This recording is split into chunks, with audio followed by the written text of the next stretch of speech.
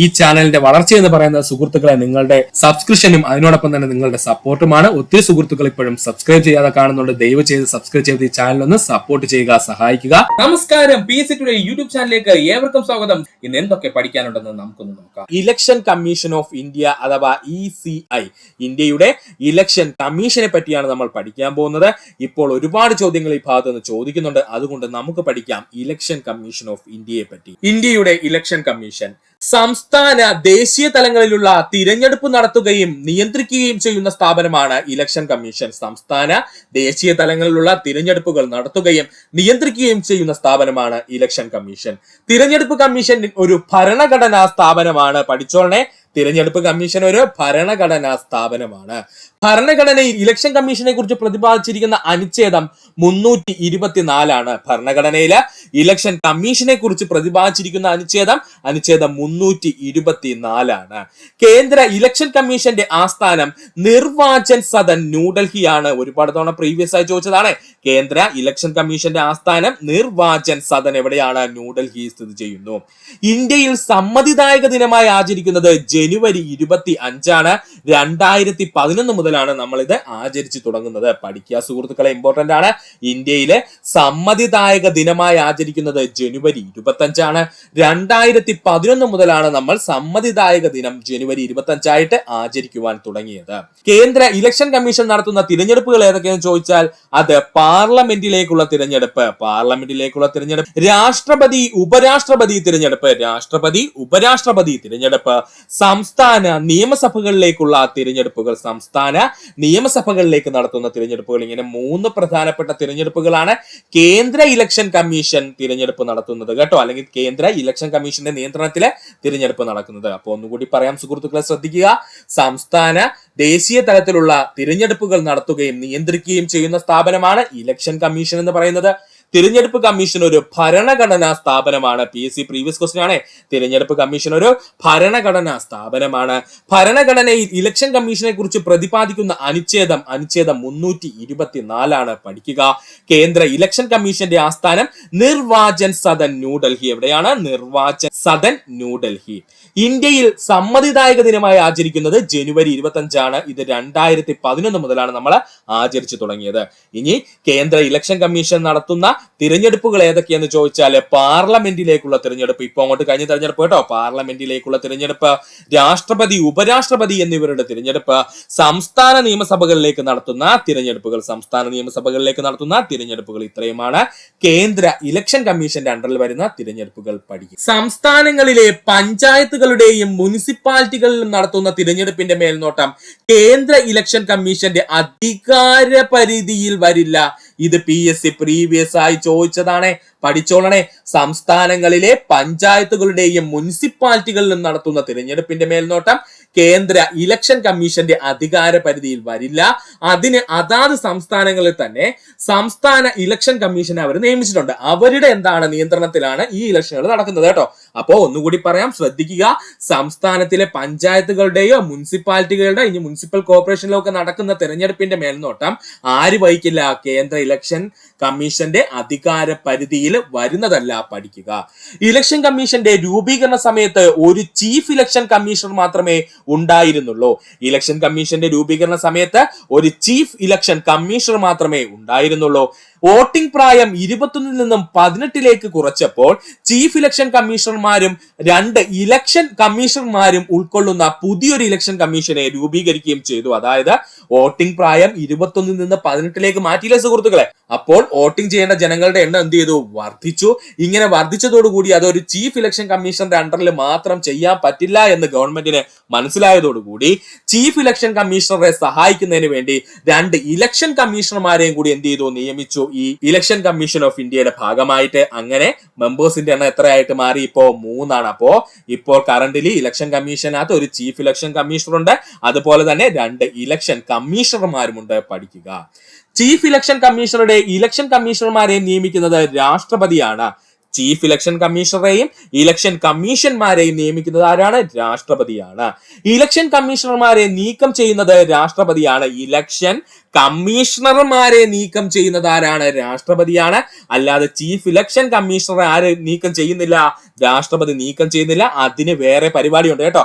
അപ്പോ chief election കമ്മീഷണറെയും election കമ്മീഷണർമാരെയും നിയമിക്കുന്ന ആരെന്ന് ചോദിച്ചാൽ രാഷ്ട്രപതിയാണ്. ഇനി ഇലക്ഷൻ കമ്മീഷണർമാരെ നീക്കം ചെയ്യുന്നതും രാഷ്ട്രപതിയാണ്. ഇലക്ഷൻ കമ്മീഷണർമാരെ മാത്രമേ നീക്കം ചെയ്യാൻ രാഷ്ട്രപതിക്ക് അധികാരമുള്ളൂ. ചീഫ് ഇലക്ഷൻ കമ്മീഷണറെ പുറത്താക്കുന്ന നടപടി ഇംപീച്ച്മെന്റ് ആണ്. അതായത് നമ്മൾ രാഷ്ട്രപതിയെ എങ്ങനെ പുറത്താക്കുന്നോ അതേ പ്രോട്ടോകോൾ അനുസരിച്ചാണ് ചീഫ് ഇലക്ഷൻ കമ്മീഷണറെയും പുറത്താക്കാൻ പറ്റുള്ളൂ. അല്ലാതെ രാഷ്ട്രപതിക്ക് ഡയറക്റ്റ് ചീഫ് ഇലക്ഷൻ കമ്മീഷണറിനെ പുറത്താക്കാൻ അനുമതിയില്ല. പഠിച്ചോളണേ. ഇലക്ഷൻ കമ്മീഷണർമാരെ, അതായത് ചീഫ് ഇലക്ഷൻ കമ്മീഷണറിനെ സഹായിക്കാൻ വേണ്ടിയിട്ട് നമ്മൾ കൊടുത്ത 2 ഇലക്ഷൻ കമ്മീഷണർമാരെ വേണമെങ്കിൽ രാഷ്ട്രപതിക്ക് പിരിച്ചുവിടെ നീക്കം ചെയ്യോ എന്ത് വേണമെങ്കിലും ചെയ്യാം. പക്ഷെ ചീഫ് ഇലക്ഷൻ കമ്മീഷണറെ പുറത്താക്കണമെങ്കിൽ രാഷ്ട്രപതിയെ എങ്ങനെ പുറത്താക്കുന്നു അതുപോലെ ഇംപീച്ച്മെന്റിലൂടെ മാത്രമേ പറ്റുള്ളൂ.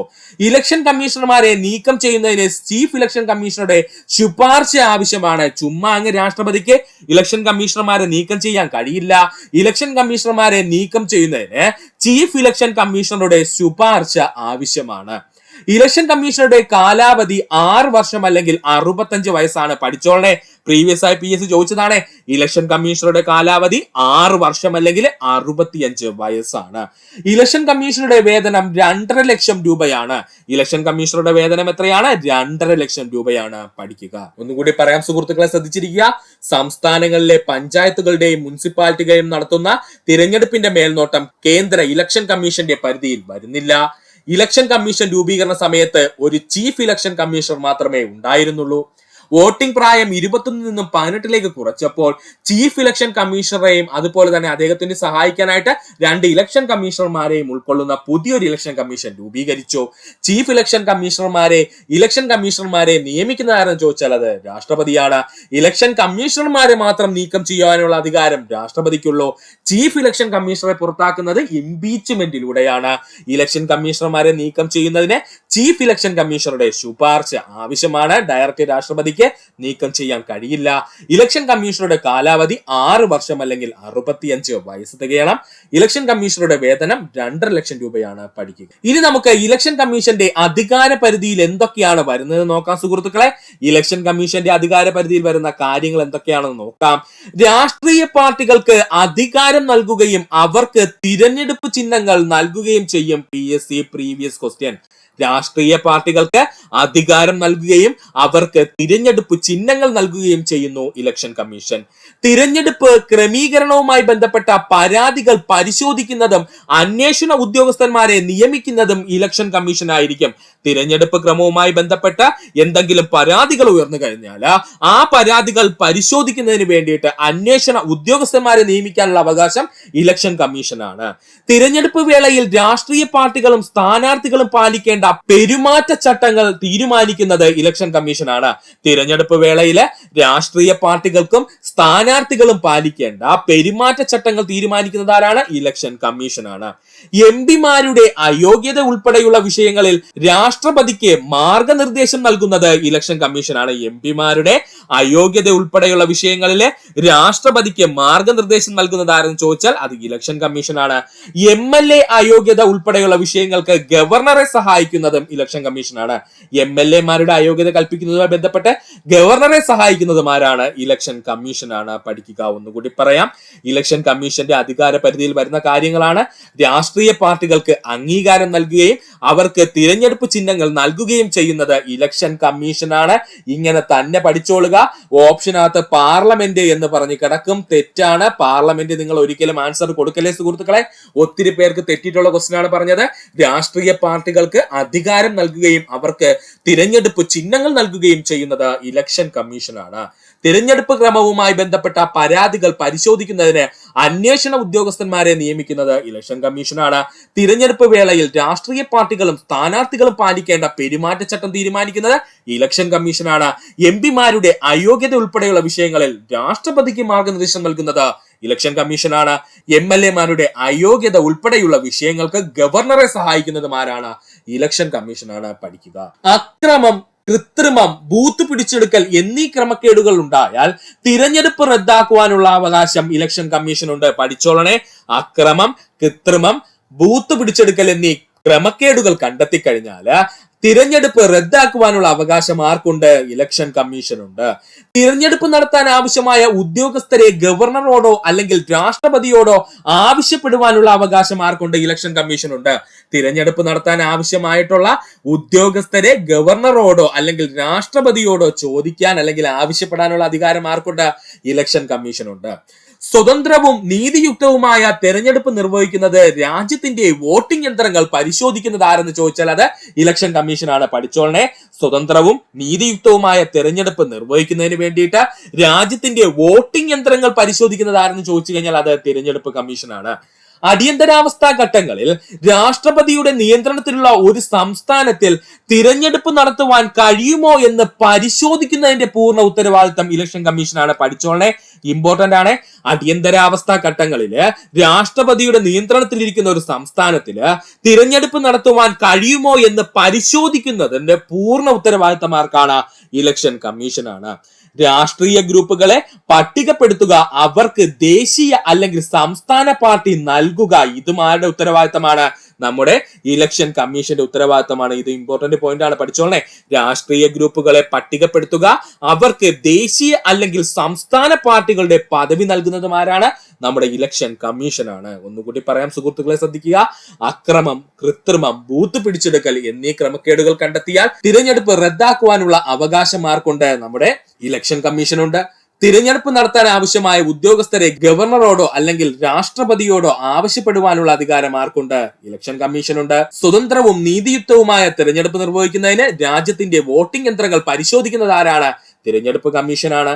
അടിയന്തരാവസ്ഥാ ഘട്ടങ്ങളിൽ രാഷ്ട്രപതിയുടെ നിയന്ത്രണത്തിലുള്ള ഒരു സംസ്ഥാനത്തിൽ തിരഞ്ഞെടുപ്പ് നടത്തുവാൻ കഴിയുമോ എന്ന് പരിശോധിക്കുന്നതിന്റെ പൂർണ്ണ ഉത്തരവാദിത്തം ഇലക്ഷൻ കമ്മീഷനാണ്. രാഷ്ട്രീയ ഗ്രൂപ്പുകളെ പട്ടികപ്പെടുത്തുകയും അവർക്ക് ദേശീയ അല്ലെങ്കിൽ സംസ്ഥാന പാർട്ടി പദവി നൽകുകയും ചെയ്യുന്നത് ആരാണ്? നമ്മുടെ ഇലക്ഷൻ കമ്മീഷനാണ്. പഠിക്കുക. അടുത്തതായി നമുക്ക് പഠിക്കാനുള്ളതാണ് ഇലക്ഷൻ കമ്മീഷന്റെ ഘടന. എന്തൊക്കെയാണ് ഇലക്ഷൻ കമ്മീഷന്റെ ഘടനയുമായി ബന്ധപ്പെട്ട് നമുക്ക് പഠിക്കേണ്ടത് നോക്കാം. കാരണം ഇപ്പോൾ നടന്നൊരു +2 എക്സാമിന് ഇലക്ഷൻ കമ്മീഷന്റെ ഘടനയുമായി ബന്ധപ്പെട്ട ഒരു ചോദ്യം ഉണ്ടായിരുന്നു. അതുകൊണ്ട് ഈ ഇലക്ഷൻ കമ്മീഷന്റെ ഘടന നമ്മൾ പഠിക്കണം. നമുക്ക് നോക്കാം എന്തൊക്കെയാണുള്ളതെന്ന്. Chief election commissioner. ആദ്യമായിട്ടുള്ളത് ആരാണ്? ചീഫ് ഇലക്ഷൻ കമ്മീഷണർ ആണ്. അതായത് CEC നമ്മൾ പറയും, അഥവാ ചീഫ് ഇലക്ഷൻ കമ്മീഷണർ. ഇലക്ഷൻ കമ്മീഷന്റെ നിയന്ത്രിക്കുന്നത് ചീഫ് ഇലക്ഷൻ കമ്മീഷണർ ആണ്. ഇലക്ഷൻ കമ്മീഷനെ പൂർണ്ണമായും നിയന്ത്രിക്കുന്നത് ആരാണ്? ചീഫ് ഇലക്ഷൻ കമ്മീഷണർ ആണ്. അടുത്ത വ്യക്തിത്വം അല്ലെങ്കിൽ ചീഫ് ഇലക്ഷൻ കമ്മീഷണറിന് ശേഷം വരുന്ന വ്യക്തികളാണ് ഇലക്ഷൻ കമ്മീഷണർ. ആരൊക്കെയാണ്? Election commissioner. ഇപ്പൊ നമുക്ക് എത്ര ഇലക്ഷൻ കമ്മീഷണർമാരുണ്ട്? 2 ഇലക്ഷൻ കമ്മീഷണർമാരുണ്ട്.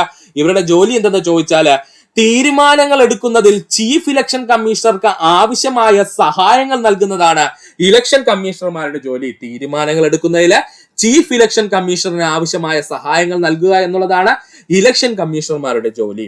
അടുത്തതാണ് ഡെപ്യൂട്ടി ഇലക്ഷൻ കമ്മീഷണർമാർ. അടുത്തതാരാണ്? Deputy election കമ്മീഷണർമാർ.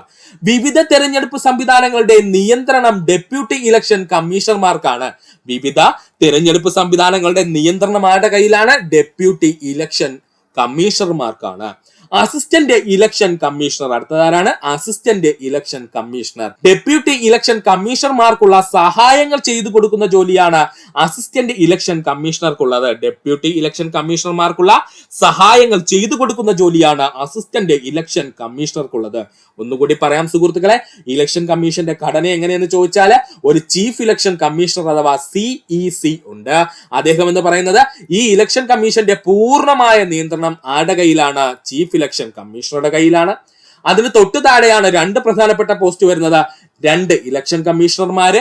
അവരെന്താ ചെയ്യുന്നതെന്ന് ചോദിച്ചാല് തീരുമാനങ്ങൾ എടുക്കുന്നതിൽ ചീഫ് ഇലക്ഷൻ കമ്മീഷണർക്ക് ആവശ്യമായ സഹായങ്ങൾ നൽകുന്നത് ഇവരാണ്.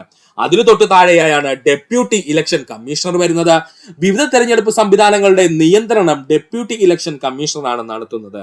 അതിനു തൊട്ട് താഴെയാണ് അസിസ്റ്റന്റ് ഇലക്ഷൻ കമ്മീഷണർ വരുന്നത്. അസിസ്റ്റന്റ് ഇലക്ഷൻ കമ്മീഷണർ എന്താ ചെയ്യുന്നത്? ഡെപ്യൂട്ടി ഇലക്ഷൻ കമ്മീഷണർമാർക്കുള്ള സഹായങ്ങൾ ചെയ്തു കൊടുക്കുന്ന ജോലിയാണ് അസിസ്റ്റന്റ് ഇലക്ഷൻ കമ്മീഷണർമാർക്കുള്ളത്. പഠിക്കുക. അടുത്തതാണ് ചീഫ് ഇലക്ടറൽ ഓഫീസർ. ഇതാണ് PSC പ്രീവിയസ് ആയി ചോദിച്ചത്.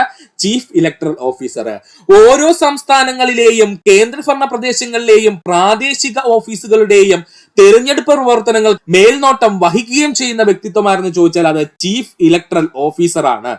ഒന്നുകൂടി പറയാം, ഓരോ സംസ്ഥാനങ്ങളിലെയും അല്ലെങ്കിൽ കേന്ദ്രഭരണ പ്രദേശങ്ങളിലെയും പ്രാദേശിക ഓഫീസുകളുടെയും, അതായത് ആ പ്രദേശത്ത് ഒരു ഇലക്ഷൻ കമ്മീഷന്റെ ഓഫീസ് കാണുമല്ലോ, ആ കമ്മീഷൻ ഓഫീസിന്റെ പ്രവർത്തനങ്ങളെ നിയന്ത്രിക്കുകയും അതിനോടൊപ്പം തന്നെ തിരഞ്ഞെടുപ്പ് പ്രവർത്തനങ്ങൾക്ക് മേൽനോട്ടം വഹിക്കുകയും ചെയ്യുന്നത് ചീഫ് ഇലക്ടറൽ ഓഫീസർ ആണ്. ആരാണ്? ചീഫ് ഇലക്ടറൽ ഓഫീസർ ആണ്. ഇലക്ടറൽ രജിസ്ട്രേഷൻ ഓഫീസർമാരാണ് താഴെ വരുന്നത്. പ്രാദേശിക തലത്തിലുള്ള വോട്ടർ പട്ടിക തയ്യാറാക്കുകയും അത് അപ്ഡേറ്റ് ചെയ്യുകയും ചെയ്യുന്നത് ഇലക്ടറൽ രജിസ്ട്രേഷൻ ഓഫീസർമാരാണ്. പ്രീവിയസ് ക്വസ്റ്റ്യൻ ആണ്, പഠിച്ചോളണേ. പ്രാദേശിക തലത്തിലുള്ള വോട്ടർ പട്ടിക തയ്യാറാക്കുകയും അത് അപ്ഡേറ്റ് ചെയ്യുകയും ചെയ്യുന്നത് ആരെന്ന് ചോദിച്ചാൽ ഇലക്ടറൽ രജിസ്ട്രേഷൻ ഓഫീസർമാരാണ്. അടുത്തതാണ് ബൂത്ത് ലെവൽ ഓഫീസർ. ഇതും PSC പ്രീവിയസ് ആയി ചോദിച്ചതാണ്. ബൂത്ത് ലെവൽ ഓഫീസർ താഴെ തട്ടിൽ വോട്ടർ രജിസ്ട്രേഷനിലും പോളിംഗുമായി ബന്ധപ്പെട്ട ജോലികൾക്ക് സഹായം നൽകുകയാണ് ബൂത്ത് ലെവൽ ഓഫീസർ ചെയ്യുന്നത്. ബൂത്ത് ലെവൽ ഓഫീസർ എന്താ ചെയ്യുന്നത്? താഴെ തട്ടിലുള്ള വോട്ടർ രജിസ്ട്രേഷനിലും അതുപോലെ പോളിംഗുമായി ബന്ധപ്പെട്ടിട്ടുള്ള ജോലികൾക്ക് സഹായം നൽകുക എന്നതാണ് ബൂത്ത് ലെവൽ ഓഫീസർ ചെയ്യുന്നത്. ഒന്നുകൂടി പറയാം സുഹൃത്തുക്കളെ, ഇതിൽ പറഞ്ഞിരിക്കുന്ന 3 വ്യക്തിത്വങ്ങളും PSC പ്രീവിയസ് ആയി ചോദിച്ചതാണ്. ചീഫ് ഇലക്ടറൽ ഓഫീസർ എന്താണ് ചെയ്യുന്നത്? ചീഫ് ഇലക്ടറൽ ഓഫീസർ ഓരോ സംസ്ഥാനങ്ങളിലെയും കേന്ദ്രഭരണ പ്രദേശങ്ങളിലെയോ പ്രാദേശിക ഓഫീസുകളുടെ തിരഞ്ഞെടുപ്പ് പ്രവർത്തനങ്ങൾക്ക് മേൽനോട്ടം വഹിക്കുകയും ചെയ്യുന്നു. ഇലക്ടറൽ രജിസ്ട്രേഷൻ ഓഫീസർ എന്താ ചെയ്യുന്നത്? പ്രാദേശിക തലത്തിലുള്ള വോട്ടർ പട്ടിക തയ്യാറാക്കുകയും അത് അപ്ഡേറ്റ് ചെയ്യുകയും ചെയ്യുന്നു. ഇനി ബൂത്ത് ലെവൽ ഓഫീസർ എന്താ സുഹൃത്തുക്കളെ ചെയ്യുന്നത്? താഴെ തട്ടിലുള്ള വോട്ടർ രജിസ്ട്രേഷനും അതുപോലെ തന്നെ പോളിംഗുമായി ബന്ധപ്പെട്ട ജോലികൾക്ക് സഹായം നൽകുക എന്നതാണ് ബൂത്ത് ലെവൽ ഓഫീസറിന്റെ ജോലി. ഇത്രയും ഭാഗം സുഹൃത്തുക്കളെ വ്യക്തമായിട്ട് പഠിക്കുക. അടുത്തതാണ് നമ്മുടെ പ്രധാനപ്പെട്ട തിരഞ്ഞെടുപ്പ് കമ്മീഷണർമാരെ പറ്റിയാണ് നമ്മൾ പഠിക്കാൻ പോകുന്നത്. ഇന്ത്യയിലെ പ്രധാനപ്പെട്ട തിരഞ്ഞെടുപ്പ് കമ്മീഷണർമാർ. ഇന്ത്യയിലെ ആദ്യത്തെ ചീഫ് ഇലക്ഷൻ കമ്മീഷണർ ആയിരുന്നു സുകുമാർ സെൻ. വർഷം 1950. വർഷം കൂടി പഠിച്ചോളേ. ഇന്ത്യയിലെ ആദ്യത്തെ ചീഫ് ഇലക്ഷൻ കമ്മീഷണർ ആരെന്ന് ചോദിച്ചാൽ സുകുമാർ സെൻ ആയിരുന്നു. അദ്ദേഹം ഈ പദവിയിലെത്തിയത് 1950 പഠിക്കുക. ഇന്ത്യയിലെ ആദ്യത്തെ വനിതാ ചീഫ് ഇലക്ഷൻ കമ്മീഷനാണ് VS രമാദേവി. പഠിക്കുക. ഇന്ത്യയിലെ ആദ്യത്തെ വനിതാ ചീഫ് ഇലക്ഷൻ കമ്മീഷണർ ആരെന്ന് ചോദിച്ചാൽ അത് VS രമാദേവിയാണ്. ആരാണ്? VS രമാദേവിയാണ്. ഇപ്പോഴത്തെ chief election commissioner Rajiv Kumar ആണ്. ഇദ്ദേഹം 2022 സ്ഥാനമേറ്റത്. ഇദ്ദേഹത്തിന് 2025 വരെ ഉണ്ട് കേട്ടോ ഇദ്ദേഹത്തിന്റെ പരിധി. അപ്പൊ ഒന്ന് ഓർക്കുക, ഇപ്പോഴത്തെ ചീഫ് ഇലക്ഷൻ കമ്മീഷണർ ആരാണ്? രാജീവ് കുമാർ ആണ്. 2022 അദ്ദേഹം സ്ഥാനമേറ്റത്. രാജീവ് കുമാർ എത്രാമത്തെ ചീഫ് ഇലക്ഷൻ കമ്മീഷണർ ആണെന്ന് ചോദിച്ചാൽ 25ാമത്തെ ചീഫ് ഇലക്ഷൻ കമ്മീഷണർ ആണ്. ഇപ്പൊ ഇങ്ങനെയാണ് PSC ചോദിക്കുന്നത്. രാജീവ് കുമാർ എത്രാമത്തെ ചീഫ് ഇലക്ഷൻ കമ്മീഷണർ ആണെന്ന് ചോദിച്ചാൽ 25ാമത് ചീഫ് ഇലക്ഷൻ കമ്മീഷണർ ആണ്. 24ാമത് ചീഫ് ഇലക്ഷൻ കമ്മീഷണർ ആണ് സുശീൽ ചന്ദ്ര. പഠിച്ചോളുക. 24ാമത് ചീഫ് ഇലക്ഷൻ കമ്മീഷണർ ആരെന്ന് ചോദിച്ചാൽ അത് സുശീൽ ചന്ദ്രയാണ്. ആരാണ്? സുശീൽ ചന്ദ്രയാണ്. ഇപ്പോഴത്തെ ഇലക്ഷൻ കമ്മീഷണർമാർ ആരൊക്കെയെന്ന് ചോദിച്ചാൽ ജ്ഞാനേഷ് കുമാറും അതുപോലെ തന്നെ സുഖബീർ സിംഗ് സന്ധുവുമാണ്. പഠിക്കുക.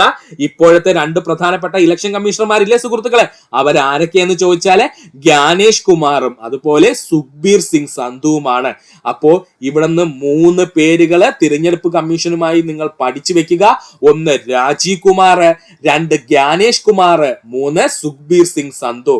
PSC ചോദിക്കുന്നത് താഴെ പറയുന്നവയിൽ തിരഞ്ഞെടുപ്പ് കമ്മീഷനുമായി ബന്ധപ്പെട്ടിട്ടില്ലാത്ത വ്യക്തി എന്ന് ചോദിച്ചിട്ട് ഓപ്ഷനിൽ ഇവര് 3 പേരും തരും, 4ാമത് മറ്റേതെങ്കിലും വ്യക്തിയും തരും. അതുകൊണ്ട് ഇവര് 3 പേരെ നമ്മൾ പഠിച്ചു വെക്കുക.